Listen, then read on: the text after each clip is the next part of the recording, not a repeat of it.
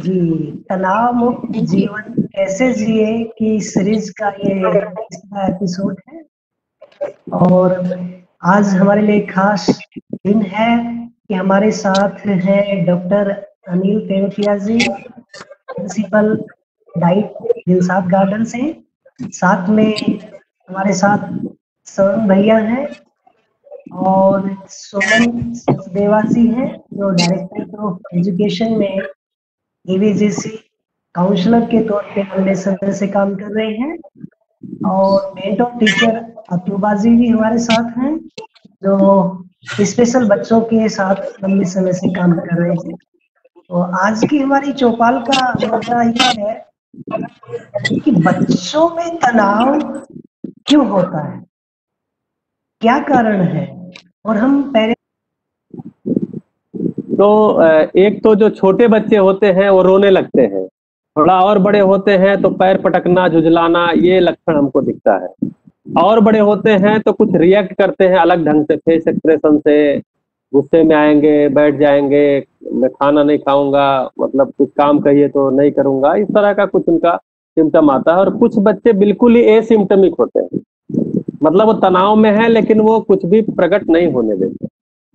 तो अब ये मुद्दा ये नहीं है कि बच्चे तनाव में है और उनको पहचाना जाए, कैसे पहचाना जाए। मुद्दा ये है कि जो पहचान रहा है उसकी योग्यता चाहिए। तो जिसको पहचानना है उसकी अगर योग्यता है तो वो पहचान जाता है। बच्चा चाहे सिम्टम दिखा रहा हो, सिम्टम उसमें शो कर रहा हो या सिम्टम ना शो कर रहा हो। तो कुल मिलाकर के अगर पेरेंट्स नहीं पहचानते हैं तो टीचर पहचानेगा। टीचर भी नहीं पहचानता है तो उसके लिए फिर विशेषज्ञ मदद ली जा सकती है, उसमें कोई दिक्कत नहीं है। लेकिन पहले तो हमको ये जानना होगा कि बच्चा तनाव में है। अगर ऐसा हम नहीं जानते, क्योंकि बच्चा तनाव में कब आता है, जब उसको कोई जिज्ञासा की पूर्ति नहीं होती है, कुछ तो समझना चाहता है और नहीं समझ पाता। कभी कभी उसको लगता है उसके साथ कार्य या व्यवहार उसके साथ अच्छा नहीं हुआ। कभी कभी लगता है कि उसको झूठ बोलने के लिए कहा जा रहा है या सामने वाले ने उसके साथ झूठ बोला है। कभी कभी उसको लगता है कि जो जस्टिस है वो उसके साथ नहीं हो पा रही है, जो न्याय है नहीं हो पा रहा है। ऐसी 4-5 चीजों के कारण वो तनाव में आता है। तो उसको, जो पहचान रहा है उसको इन 4-5 चीजों का पता होना चाहिए। फिर वो लक्षण को भी पकड़ सकता है और बिना लक्षण के भी बच्चों को पकड़ सकता है, उसके लिए विशेषज्ञ मदद ले सकता है। जी भैया। जी, तो सुमन जी आप जोड़ना चाहेंगे कि बच्चे किस तरह की बातें करते हैं जिससे आप पता कर पाते हो कि बच्चे स्ट्रेस में हैं? जी सर जी। एक तो बच्चे के व्यवहार में अचानक परिवर्तन आना शुरू हो जाता है। पहले उसकी परफॉर्मेंस बहुत अच्छी थी स्कूल में, एकदम से वो स्कूल जाने से कतराने लगता है, या फिर उसकी परफॉर्मेंस एकदम से डाउन हो जाती है, उसके व्यवहार में परिवर्तन आता है। वो किसी से पहले बहुत हंसता खेलता था, अचानक से वो बोलना बंद कर देता है, कटता है समाज से, दोस्तों से, चिड़चिड़ापन, अकेलापन, ये सब लक्षण उसमें दिखाई देते हैं। और ज्यादातर केसेस में बच्चे के जो ईटिंग पैटर्न है और उसके स्लीप पैटर्न में भी डिस्टर्बेंस होती है, चेंज आना शुरू हो जाता है, भूख नहीं लगती, नहीं खा रहा, कई कई दिन तक नहीं खा रहा। तो ये कुछ सिम्टम्स है जिनसे वन कैन इजीली जज, चाहे वो टीचर्स हो चाहे वो पेरेंट्स हो, आसानी से जज कर सकते हैं। सिम्टम्स की बात करें तो अब सिम्टम्स काफी नहीं है, सिम्टम्स हमने पहचान तो लिया, लेकिन अब उस बच्चे से बात करने की जरूरत है। इस कारण तो सर बड़ों में तनाव की और बच्चों में कारण तो सेम ही रहते हैं। जब आप कोई काम गलत नहीं करते हैं और आपको बेवजह डांटा जाता है, जब आप दूसरों से अपेक्षा करते हैं कि वो आपको प्यार दे, बदले में आप भी दे रहे हैं और आपको नहीं मिल पा रहा, तो ऐसे कुछ कारण हैं जो बड़ों के कारण होते हैं तनाव के, बच्चों में भी वही कारण होते हैं, कुछ अलग से नहीं होते। लेकिन बच्चे थोड़ा सहम जाते हैं, डर जाते हैं, तो वो कटना शुरू हो जाते हैं, उनकी परफॉर्मेंस डाउन होनी शुरू हो जाती है। तो यहाँ पे कारणों पर भी आएंगे और कारण के बाद हम कैसे मदद कर पाए इस पर भी आएंगे। एक बार मैं अतुबा जी से भी चाहूंगा कि जिन बच्चों को देखभाल की और ज्यादा जरूरत होती है उन बच्चों में हम कैसे पहचानते हैं कि बच्चा स्ट्रेस में है। जी अतुबा जी। जी शुक्रिया सुमेर सर। और जैसा कि अभी सुमन मैम से बात हुई और श्रवण जी से बात हुई, अगर हम देखें वल्नरेबल ग्रुप को, ठीक इसमें हमारे चिल्ड्रन विद स्पेशल नीड्स भी आते हैं और इसमें इमोशनली डिस्टर्ब्ड जो हमारे बच्चे हैं वो भी आते हैं। तो इस ग्रुप में एक हमको चीज दिखाई देती है कि जैसा कि सुमन मैम ने भी बोला, स्लीपिंग पैटर्न में डिस्टर्बेंस हमको बहुत ज्यादा दिखाई देती है कि बच्चा जो है उसको इतना तनाव है कि उसको सोना बहुत ज्यादा मुश्किल लग रहा है। और दूसरा मामला है कि जरा सी भी आवाज से एकदम चौंक जाना और अपने हाथ से चीजों का छोड़ देना अचानक से, जिसको हम स्टार्टल रिस्पॉन्स भी कहते हैं। दूसरा, पेरेंट से दूर ना जाना, या अपने केयर टेकर से या अपने गार्जियन से या फिर स्कूल में एक पर्टिकुलर टीचर से अगर अटैचमेंट है तो उन लोगों से दूर जाने में एंजाइटी फील करना, और ऐसा फील करना कि अगर मैं इनसे दूर हो गई या अगर मैं इनसे दूर हो गया तो मेरे साथ कुछ बुरा हो जाएगा। तो ओवरऑल मिला के ये सारी चीजें। और एक चीज जो है जो अक्सर पेरेंट्स इग्नोर कर देते हैं, हम सब भी इग्नोर कर देते हैं, वो है बेड वेटिंग या यूरिन का पास हो जाना। कभी कभार छोटे बच्चे, स्पेशली जो हमारी प्राइमरी एज ग्रुप है, वहां पर ये चीज देखने को मिलती है कि बच्चे का जो माइंड है वो एक तरीके की टेरिटोरियल कॉन्फ्लिक्ट हम उसको कह देते हैं, कि उसको ऐसा लगता है कि मैं बहुत ज्यादा इनसिक्योर हूँ और मुझको कभी भी कोई भी आकर मेरी सेल्फ एस्टीम को नुकसान पहुंचा देगा। उस टाइम पर एक पर्टिकुलर लक्षण हमें क्या मिलता है कि बच्चा जो है उसका यूरिन पास होना शुरू हो जाता है, जिसको हम कहते हैं कि यूरिनरी इनकॉन्टिनेंस हो गया, या फिर ये बच्चा जो है जरा सा उस पर प्रेशर लगता है और मतलब उसके माइंड पे प्रेशर एक्सर्ट होता है, यूरिन पास हो जाता है। दूसरी बात, स्ट्रेसफुल सिचुएशन में उसको ऐसा फील होता है, क्योंकि जो देखिए माइंड और बॉडी जो है वो कनेक्टेड है, ये WHO भी कहता है और हम सब भी जानते हैं। तो माइंड और बॉडी कनेक्टेड होने का एक सबसे बड़ा सिम्टम ये भी आता है, जब भी बच्चा स्ट्रेसफुल सिचुएशन में होता है उसे वॉमिटिंग वाला सेंसेशन आने लग जाता है, उसे लगता है कि अभी मुझे उल्टी हो जाएगी, या फिर वो अंदर से उसको नॉजिया फील होता है। कभी कभार कुछ बच्चों में टेंशन हेडेक भी काफी कॉमन है, और चक्कर आना, जिसको हम कहते हैं कि ऐसा लगता है कि बच्चे को आसपास की जो चीजें हैं वो घूम रही हैं, और पसीना भी बहुत ज्यादा आना, जिसको डॉक्टर्स या हम मेडिकल टर्म में कहते हैं पाल्पिटेशंस होना। तो ये मैंने आपको फिजियोलॉजिकल सिम्टम्स बताए जो कि माइंड और बॉडी के रिलेटेड होने से हमें बच्चे की बॉडी पे दिखाई देते हैं। और एक चीज जो हम सब इग्नोर कर देते हैं वो है नॉन वर्बल क्यूज का होना, या बॉडी लैंग्वेज। अगर बच्चा बहुत ज्यादा खुद को इस तरीके से करके बैठ रहा है, या सीधा नहीं बैठ पा रहा है, या बार बार खुद को हिला, मतलब अपने फीट को, अपने पैरों को, अपने हाथों को शेक कर रहा है, तो कहीं ना कहीं कोई ऐसी चीज है जो कि उसको अपनी सेल्फ एस्टीम में बाधा पैदा करती हुई दिखाई दे रही है। किसी ना किसी टाइप की जो एंजाइटी है वो उसके पूरे के पूरा जो उसका एक्सप्रेशन है, वो खुल के खुद को एक्सप्रेस करना चाहता है, वो उसको रोक रही है। तो ये कुछ एडिशंस हैं जो कि हमको देखने की जरूरत है। शुक्रिया जी, बढ़िया। तो सभी की बातों से निकल कर आया कि जब भी कुछ असामान्य, असहज होता है तो हम भाप तो जाते हैं कि कुछ तो गड़बड़ है। ये हम घर परिवारों में, क्लासरूम में, आसपास पता लगा ही लेते हैं कि व्यवहार में अचानक कुछ बदलाव ऐसा आया है। लेकिन मैं ये जानना चाहूंगा अनिल सर से, बच्चे को और ठीक से हम कैसे बात करें बच्चे से कि वो बच्चा ठीक से बता पाए कि उसको दिक्कत क्या है। कहीं ऐसा न हो कि हमारी बातचीत से या हमारे व्यवहार से वो बच्चे का तनाव और बढ़ जाए और वो अपनी बात खुल के न बता पाए। तो एक बच्चे से बातचीत करते समय हम टीचर्स और पेरेंट्स कैसे, किन बातों का ध्यान रखें कि बच्चे की मनस्थिति को पहचान पाए और आगे जो मदद हम कर पाए। जी अनिल सर।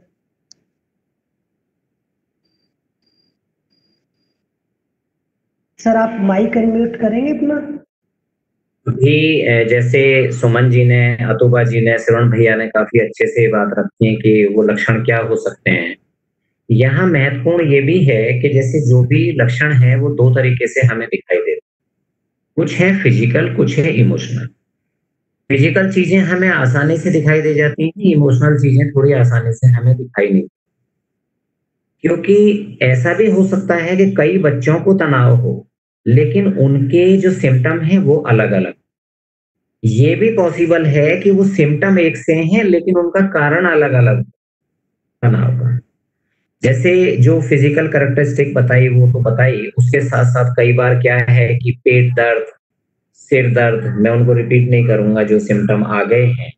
उसके अलावा यदि हम बात करें इमोशनल की, तो वो बच्चा कभी भी रिलैक्स फील नहीं करता, एक एक रिलैक्सेशन के मूड में, एक नाइटमेयर वाली स्थिति में रहता, बिहेवियर जो है वो एग्रेसिव हो जाता है या बहुत इम्पल्सिव हो जाता है उस बच्चे।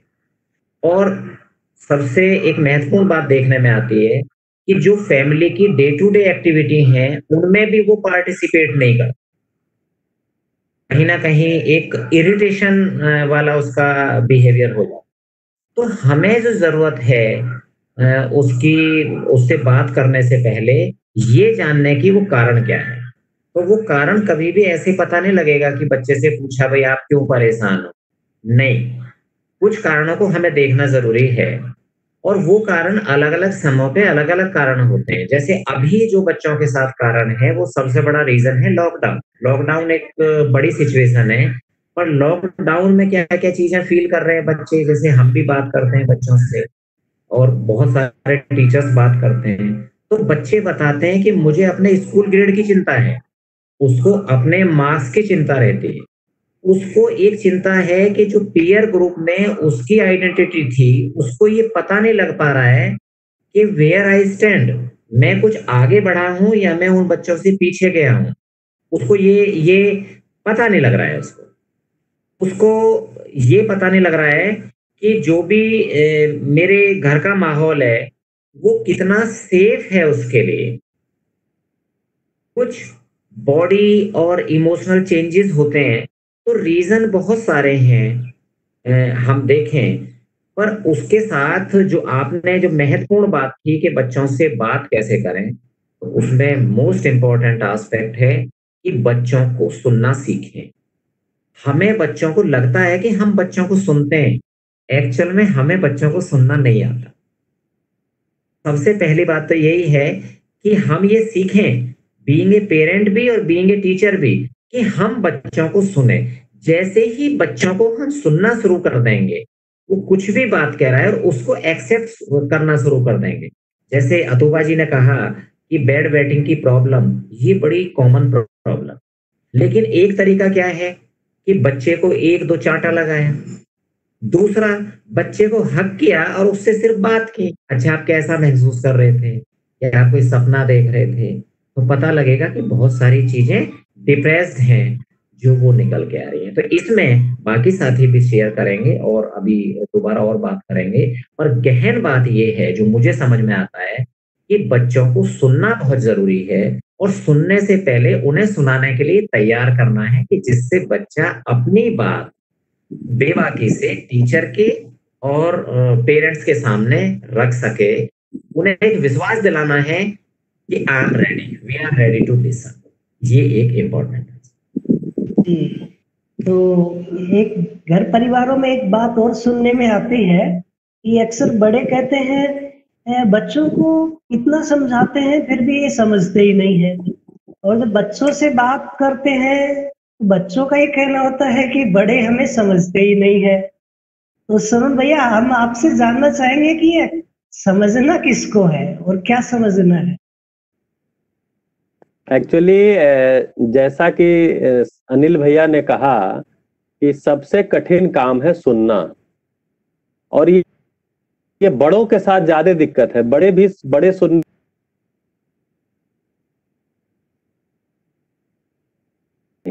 बच्चे तो थोड़ा सुन भी लेते हैं, और अभी तो खैर ऐसी स्थिति है कि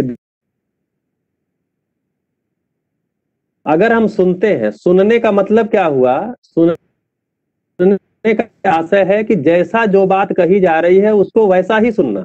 अभी हम क्या होता है, बच्चा कुछ कह रहा होता है, उसके पीछे हम अपने बैकअप में कुछ और लगा के उसमें मसाला और कुछ कर रहे होते हैं, तो जैसा वो कह रहा है वैसा हम नहीं सुन पाते। हम अपनी कोई कल्पनाशीलता, कोई क्रिएटिविटी लगा के सुन रहे होते हैं, तो एक्चुअली हमारा सुनना उस रूप में हो नहीं पाता। तो अगर हम जैसा है वैसा ही बच्चे को सुन लेते हैं तो फिर हम उस पर कुछ अपनी जिम्मेदारी को पहचान पाते हैं। अगर जैसा है वैसा नहीं सुना है, कुछ अपनी कल्पनाशीलता अपनी क्रिएटिविटी लगा के सुना है, तो हम अपनी जिम्मेदारी को एज इट इज नहीं पहचान पाते। तो एक्चुअली समझना तो बड़ों को ही है ज्यादातर जो बच्चे का जिम्मेदारी लिया है, जो बच्चे के पालन पोषण की जिम्मेदारी लिया है, तो बच्चे के पालन पोषण की जिम्मेदारी माता पिता, उनके परिवार और शिक्षकों ने लिया है। तो एक्चुअली समझना इनको ही है। बच्चे को समझने के लिए तैयार करना है और समझना हमें है। हम अधूरी समझ के साथ बच्चे की काउंसलिंग करते हैं। हम उम्र को बड़ा होने को मान लेते हैं हम समझदार हो गए। ऐसी स्थिति में हम आवेश में आके समझाना शुरू कर देते हैं, नहीं तुम मानो, क्योंकि मैं बड़ा हूं, क्यों मैं तुम्हारा पिता हूं, क्यों मैं तुम्हारा टीचर हूं, मैं तुम्हारी माँ हूं, हम तुम्हारे बाबा हैं, हम मतलब कुछ न कुछ पद की कुछ अथॉरिटी ला करके हम उसके साथ जो बातचीत करते हैं, उससे उसका भी समझना बाधित होता है और हमको लगता है कि हम समझे हुए हैं। तो एक्चुअली बड़े अगर समझ जाएं और वैसा ही जीने लगे, तो बच्चा तो अनुसरण से ज्यादा समझ जाता है ना। तो समझना ज्यादा बड़ों को है भैया, ऐसा मुझे लगता है जी। और सुमन जी, कई बार ऐसा भी देखने में आता है कि खुद बच्चे को भी नहीं पता होता कि उसको किस बात को लेकर स्ट्रेस है या डर है, चिंता है। तो वो बच्चा कैसे, मतलब किसी से मदद ले या पेरेंट्स कैसे उस बच्चे की मदद करे। और कई बार तो ऐसा भी होता है कि खुद पेरेंट्स भी तनाव में ही रहते हैं, तो वो कैसे मदद कर पाए बच्चों की या किसकी वो मदद ले, तो इस पे थोड़ा आप रखेंगे। Thank you sir. इसमें क्या है कि आज हमारे जो संबंध है ना, इंटरपर्सनल रिलेशनशिप्स, पहले तो उस पे काम करने की जरूरत है। संबंध अगर अच्छे हैं तो बच्चा आपके साथ शेयर करेगा ही करेगा। बच्चा आपसे शेयर क्यों नहीं कर रहा? क्योंकि इंटरपर्सनल रिलेशनशिप्स में कहीं कोई कमी है, कहीं गैप है। तो एक तो उसको मेंटेन करने की जरूरत है, दूसरा बच्चे को बच्चे के लेवल पे जाके समझाने की जरूरत है। अथॉरिटेरियन, जैसे सर ने अभी बताया ना कि हम कोई ना कोई अथॉरिटी के रूप में उसको, जब उसकी पीठ थपथपाते हैं, उसको हग करते हैं, उसके सारी चीजों का ध्यान रखते हैं, तो बच्चा क्लोज आता है। बेटे पहले आप ऐसे नहीं थे, अब क्या चेंज हुआ? आपको कौन सी ऐसी चीजें, कोई परेशानी है, आपके साथ कुछ गलत हो रहा है, आप बिना झिझक मुझके साथ शेयर कर सकते हैं। इस तरह से बच्चे को मोटिवेट करना है कि वो बोले, और बोले तो आप उसको सुनिए और फिर एक्सेप्ट करिए। Accept the child as it is, मतलब उसमें कमियां मत निकालिए। जैसा बच्चे ने अगर कुछ गलत भी किया है तो भी कोई बात नहीं, accept the child as it is. Unconditional love होना चाहिए, उसमें कोई हमें जजमेंटल नहीं बनना, नहीं ये गलत है तुम कर कैसे सकते हो। अगर हम ऐसे करेंगे तो कभी वर्बलाइज करेगा ही नहीं, कभी अपनी प्रॉब्लम्स को हमारे साथ शेयर करेगा ही नहीं। और अगर पेरेंट्स को लगता है कि वो बच्चे को चेंज तो आ रहा है लेकिन वो इस स्थिति में नहीं है कि वो बच्चे से बात करें, तो वो टीचर्स के पास जा सकते हैं कि हमें बच्चे में बदलाव लग रहा है, आप प्लीज इससे बात करिए। और अगर स्कूल में काउंसलर है तो उसकी भी मदद ली जा सकती है। जी अतुबा जी, आप कैसे पेरेंट्स को गाइड करते हैं कि वो कैसे ऐसी स्थिति में बच्चों की मदद करें? मैं तो उनको फ्रेंडली होने के लिए बोलती हूँ। बच्चे की पेट थपथपाइए, physical touch is very important.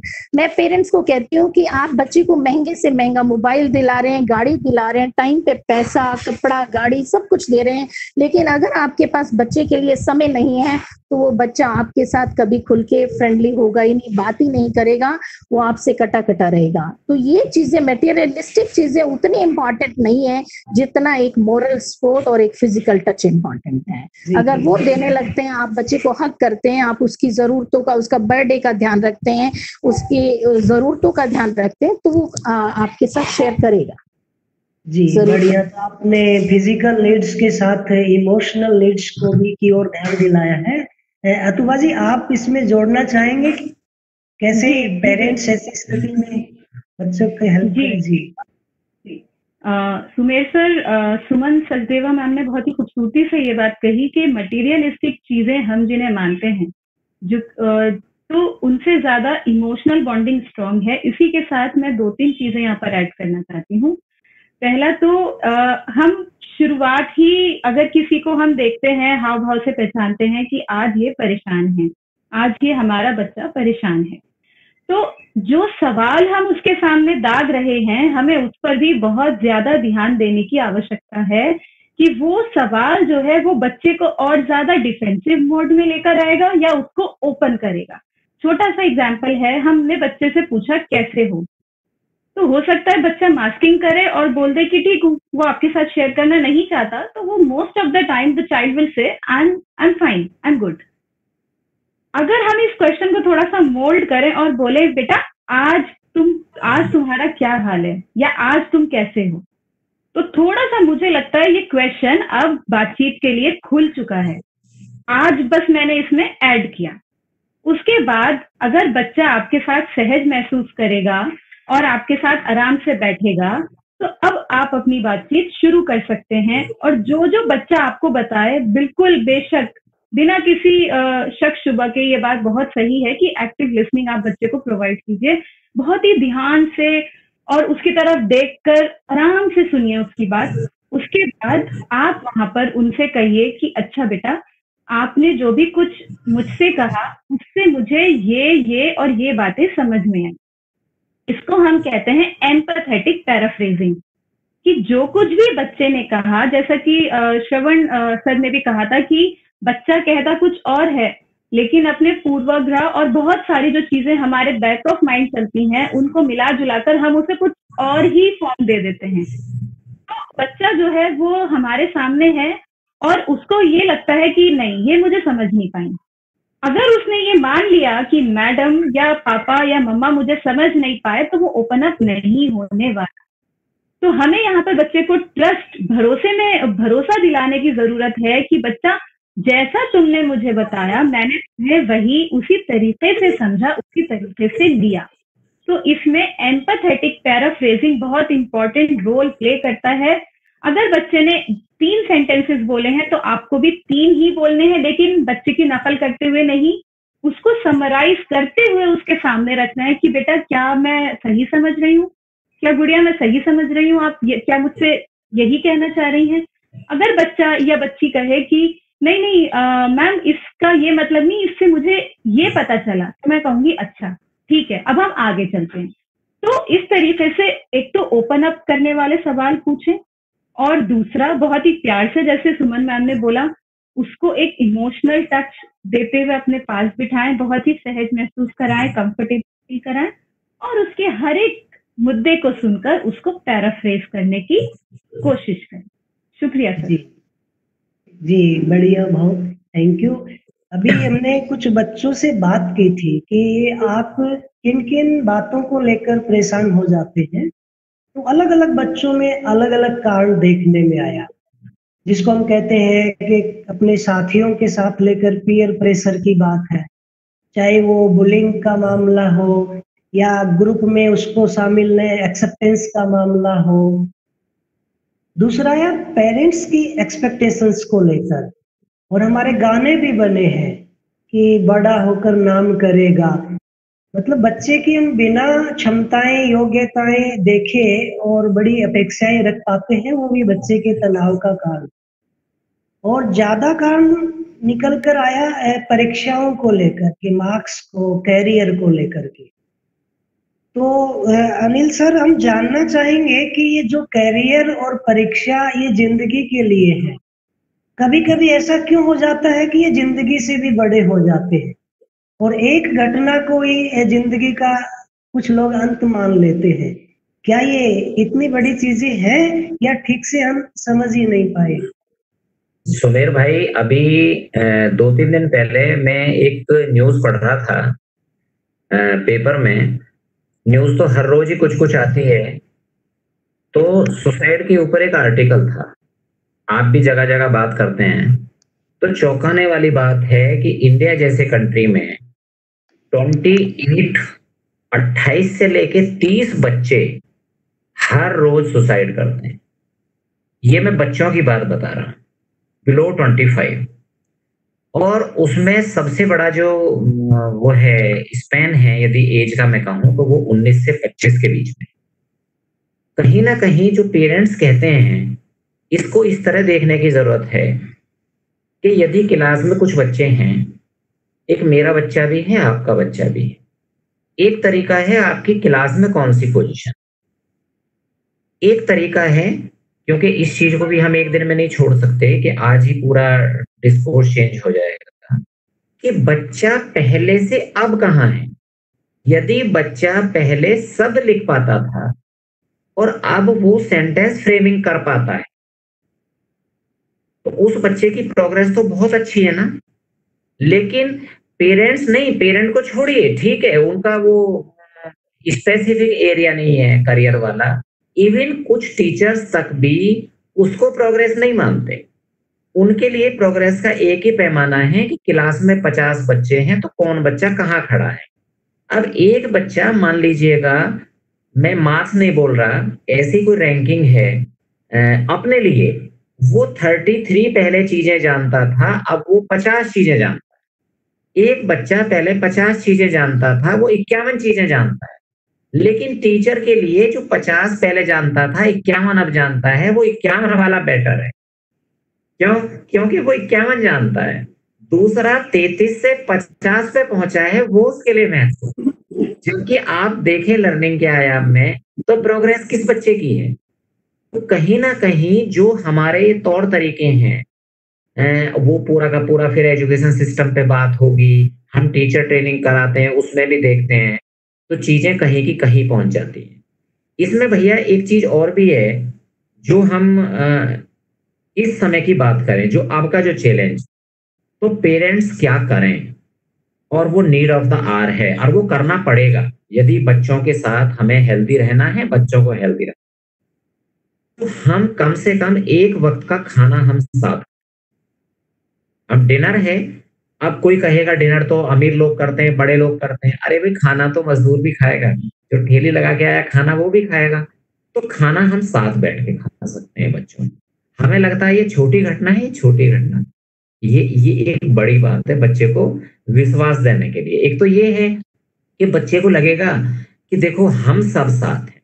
अभी कहीं ना कहीं ये है कि पापा का खाना किसी और तरीके से आता है, बच्चे का किसी और तरीके से आता है, खाना सेम है, रोटी वही है, सब्जी वही है, तो बच्चा अपनी रेस्पेक्ट करना कम कर देता है। और सबसे महत्वपूर्ण ह्यूमन बीइंग के लिए है, वो दूसरे की रेस्पेक्ट कम करता है, ज्यादा करता है, वो सेकंड इश्यू है, वो अपनी रेस्पेक्ट करना कम ना।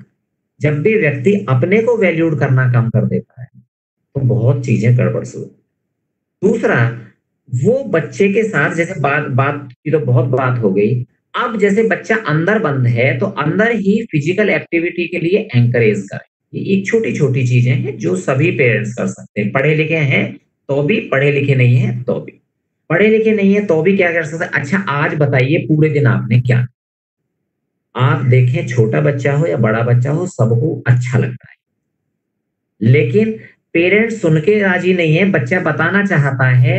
उसके बाद पेरेंट को किसी दिन समझ आती है, कोई अतुबा जैसी टीचर मिलती है, सुमन जी जैसी टीचर मिलती है, उसको याद आता है नहीं मैं आज पढ़ूंगा। फिर बच्चे से पूछा अच्छा बेटा बताओ गुड़िया आज आपने सुबह से शाम तक क्या किया। गुड़िया को भी लगेगा आज इनको कौन सा दौरा पड़ा, फिर वो शेयर करेगी नहीं क्योंकि आपने वो इसको भी खत्म कर दिया। तो छोटी छोटी चीजें हैं कि बच्चे के साथ इन्फॉर्म रहें, बच्चा क्या कर रहा है खुद को भी इन्फॉर्म कराएं मैं क्या कर रहा हूँ। एक घर में व्यवहार ऐसा करें, क्योंकि बच्चे को तो सीधा इफेक्ट वो करेगा जो इन फाइटिंग होती है बीच में, मम्मी और पापा के बीच में। हमें लगता है ये तो माँ बाप का मामला है, लेकिन हम देखें हमें वो इफेक्ट कितना करता है अलग बात है, सबसे ज्यादा बच्चे को इफेक्ट करता है जो चीजें परिवार में होती। ये छोटी छोटे यदि नुस्खे हम याद रखेंगे तो काफी कुछ हम ठीक मदद कर पाएंगे। शुक्रिया सर। सोहन भाई जी, आप लंबे समय से जीवन विद्या के माध्यम से एक जीने के स्वरूप को, एक इंसान को समझने का प्रयास कर रहे हैं, तो उसके आधार पे वहाँ क्या देख पाते हैं हम कि एक इंसान है, उसका पर्पस क्या है, और जो शिक्षा खुशहाल जीवन जीने की योग्यता विकसित करने के लिए है, ऐसा क्या हो जाता है कि एक बच्चा अपने को उस लायक भी नहीं समझ पाता कि खुशहाल जीवन तो बाद में, केवल मैं अपने आप में बना रहूं, कम से कम इतना तो आश्वासन दे पाए। तो क्या कहाँ गैप रह गए इंसान को खुद को और अपने पर्पस को समझने के लिए? जी जी भैया, तो इसमें क्या है, पहला तो मुद्दा ये है, मेरी आवाज आ रही है ना?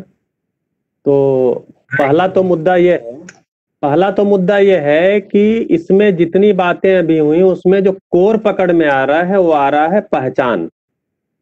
बच्चा भी अपनी कोई पहचान चाहता है, यानी वो चाहता है कि उसको समझदार जिम्मेदार माना जाए, और पेरेंट्स भी चाहते हैं, टीचर भी चाहता है कि बच्चा समझदार जिम्मेदार हो जाए। तो यहाँ पे कोई दिक्कत नहीं है, लेकिन बच्चा का चाहता है हमको माना जाए, पेरेंट्स को लगता है हम समझदार जिम्मेदार पहले से हैं। ये वाला मामला है, तो पहचान वाला मामला है। तो बच्चा भी पहचान के लिए एक प्रयास करता है, उसके लिए जो है अपने को एक स्थापित करने के लिए कुछ ना कुछ करता रहता है। पेरेंट्स जो है बच्चे अपनी पहचान प्लस बच्चे की पहचान, बच्चे की पहचान से भी अपनी पहचान को जोड़ते हैं और अपनी पहचान को भी बनाए रखने का, तो इसलिए दोनों में फिर एक तरह का कलेश पैदा होता है। फिर उसको बोलते हैं कि घर के अंदर जो बच्चे और पेरेंट्स के अंदर जो कलेश हो रहा है, जो झगड़े हो रहे हैं, वो उसका कारण बनता है। फिर आपने कहा कि मतलब उद्देश्य क्या है, तो उद्देश्य तो खुशी ही है। हम जो भी काम करते हैं, बच्चा बस कुछ भी काम करता है वो खुशी के लिए करता है, तो खुशी ही मुख्य है। और जो पेरेंट्स हैं वो भी जो कुछ भी कर रहे हैं वो खुशी के लिए करना चाह रहे हैं। अंतर क्या है कि दोनों ने खुशी के रास्ते पहचानने में थोड़ी सी भूल कर दी। ये जो समझने वाला काम है इससे खुशी मिलेगी, या जो तालमेल पूर्वक जीने वाला काम है इससे खुशी मिलेगी।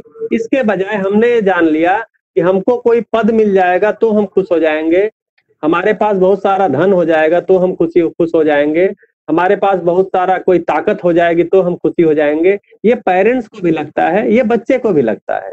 ये वाला गड़बड़ हो गया। बाकी चाहना के रूप में तो सभी खुशी ही चाहते हैं हम खुशी पूर्वक जिए। और जब जब खुशी में कमी होती है तो उसको बढ़ाने की कोशिश में लगते हैं, या जब जब दुखी होते हैं तो उसके घटाने की कोशिश में लगते हैं। जब उसको घटा नहीं पाते तो एक तनाव में आते हैं, एक अवसाद में आते हैं, जो कि उनको भी स्वीकार नहीं होता, उनके पेरेंट्स को भी स्वीकार नहीं होता।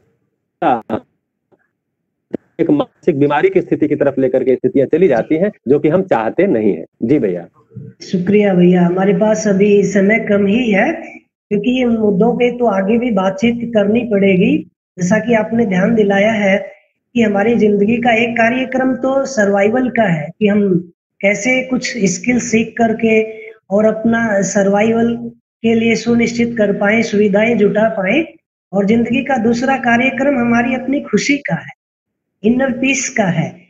इस कार्यक्रम को हम कैसे आगे बढ़ाएं, इसको तो मुझे लगता है आगे और हमें चौपाल में इन मुद्दों पे चर्चा करनी होगी। लेकिन मैं संक्षेप में सुमन जी से जानना चाहूंगा कि अभी तत्काल यदि ये आवश्यकता महसूस हो कि किसी बच्चे को मदद की जरूरत है और हम उतनी मदद नहीं कर पा रहे हैं समझाने के लिए, तो एज ए पेरेंट्स और टीचर्स कहाँ हम संपर्क कर सकते हैं ऐसी स्थितियों में? जी सुमन जी। सर, अगर तो बच्चा बहुत ज्यादा सीवियर केस नहीं है, मतलब उसको उसकी भूख नींद अफेक्टेड नहीं है, उसकी फिजियोलॉजी ठीक है, तो काउंसलिंग से भी काम चल जाएगा। और अगर उसके भूख नींद भी अफेक्टेड है, वो किसी से बात करके खुश नहीं है, उसको अपने डेली हाइजीनिक का भी ध्यान नहीं है, उसको दिल करता है लाइट बंद करूं और सो जाऊं, बहुत ज्यादा चिड़चिड़ापन है, उसकी फिजियोलॉजी खराब है, तो उसको साइकेट्रिस्ट की जरूरत है। और अदरवाइज सिर्फ काउंसलिंग में अगर थोड़ा बहुत डिस्टर्बेंस है, रूटीन में है, बच्चा आपको सुन रहा है, थोड़ा सा डिस्टर्ब है, तो काउंसलिंग से भी काम चल जाता है। तो हमारी दिल्ली गवर्नमेंट की हेल्पलाइन भी चलती है, हमारे ईवीजीसी ब्यूरो है करोल बाग में, 7:30 AM in the morning to 7 PM on all working days. 2 counsellors सुबह और 2 शाम को होते हैं, जो बच्चों की जरूरतों को सुनते हैं। नंबर है 1800186888 और दूसरा नंबर है 10580। ये नंबर्स हमारे स्कूल के बच्चों की डायरीज में भी दिए हुए हैं, तो वहां पे वे बिना हिचक काउंसलर से बात कर सकते हैं। और उसके अलावा अगर बच्चे की प्रॉब्लम ज्यादा सीवियर है, सुसाइडल टेंडेंसीज हैं, सुसाइडल आइडियाज हैं, तो नेशनल सुसाइड हेल्पलाइन भी है। गूगल में सर्च करेंगे, आजकल कोविड हेल्पलाइन नंबर्स भी फ्लैश हो रहे हैं जगह जगह, तो बच्चा इनसे भी मदद ले सकता है। डिपेंड करता है कि बच्चे की प्रॉब्लम कितनी खराब है। अगर सीवियरिटी ज्यादा है तो साइकेट्रिस्ट की जरूरत है। बड़े हॉस्पिटल्स LNJP वगैरह सफदरजंग में हम उनको रेफर कर सकते हैं। और अगर सिर्फ काउंसलिंग केसेस हैं तो हम अब DOE के साइड से भी बच्चों के DOE के ब्यूरो से भी बच्चों को काउंसलिंग करवा सकते हैं।